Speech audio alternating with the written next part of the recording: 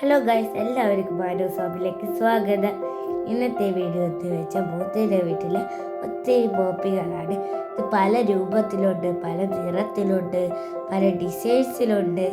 ഇത് വളരെ മനോഹരമായ, നിങ്ങൾ തന്നെ കണ്ടോളൂ.